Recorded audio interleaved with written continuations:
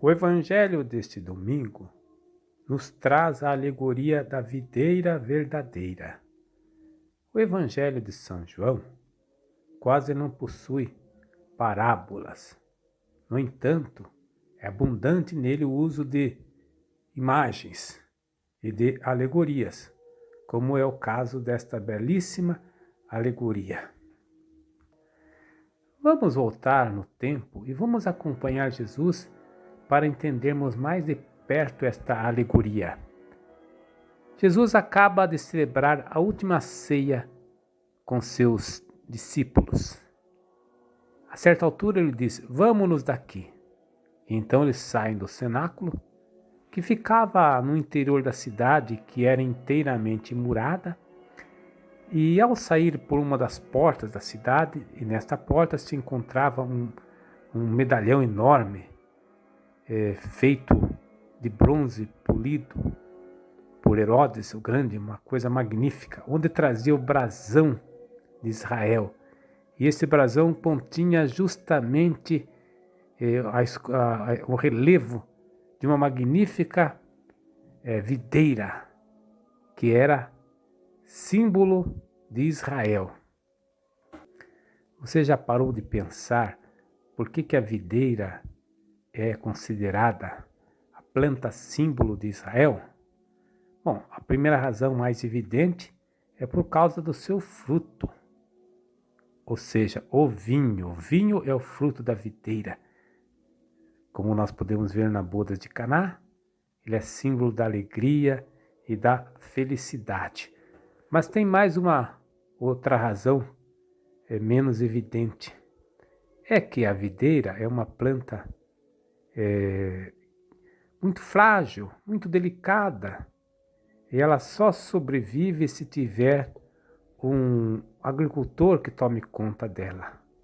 Ou seja, quando Israel escolheu como seu símbolo nacional justamente essa planta, foi para dizer também, como uma forma de profissão de fé, que o povo de Israel só existe porque Deus toma conta dele. Outra coisa que podemos imaginar que possivelmente tenha acontecido é que os apóstolos, que na ceia tinham tomado, vamos dizer, 4 cálices de vinho, estavam meio alegrinhos, e um deles começou a puxar um cântico muito conhecido, um hino, composto pelo profeta Isaías, o Cântico da Vinha. O profeta Isaías, grande pregador que era, para divulgar suas ideias, sua pregação, ele fazia uso de hinos, de poesias. Veja que essa história de usar a música como recurso para propaganda não é algo novo. Pois é, Isaías, num texto que nos é conservado no capítulo 5, compôs um hino belíssimo. E com certeza ele se aproveitou de algum canto de vidima e trabalhou em cima dele e compôs o que nós chamamos hoje Cântico da Vinha.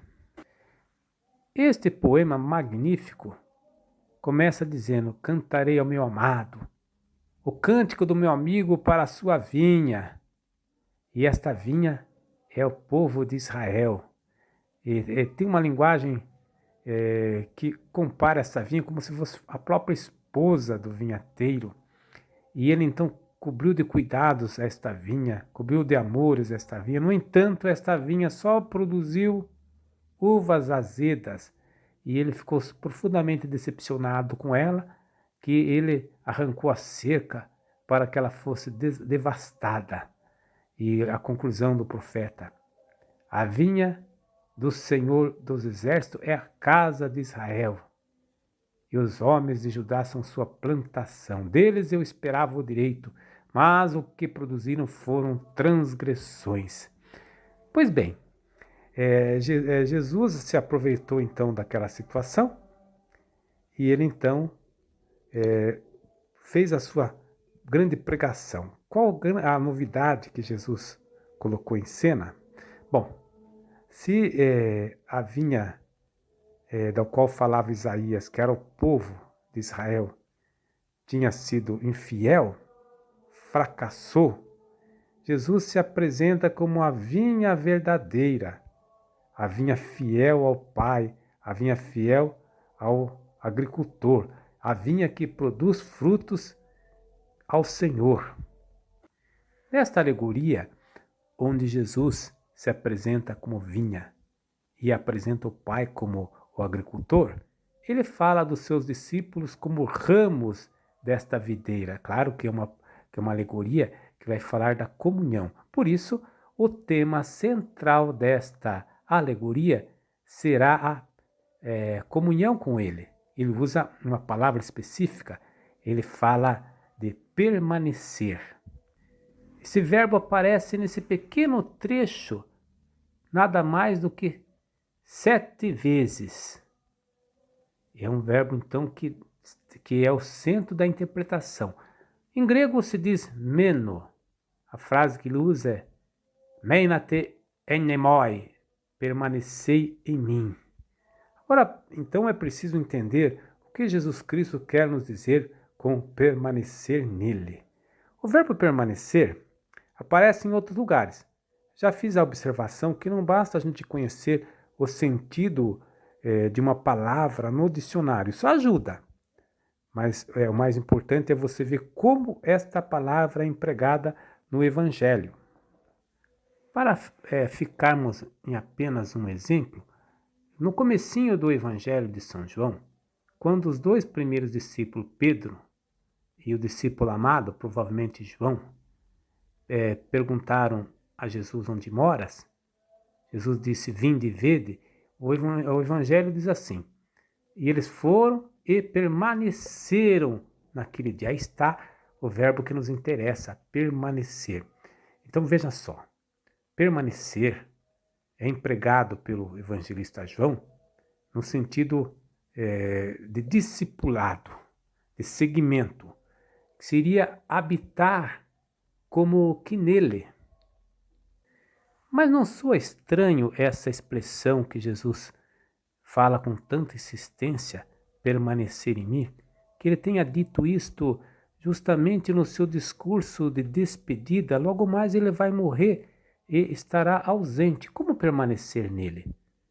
É preciso considerar aquilo que já foi falado no domingo passado, que a ressurreição, segundo os evangelhos, não é passagem do mundo terrestre para o mundo celestial, embora seja isso também.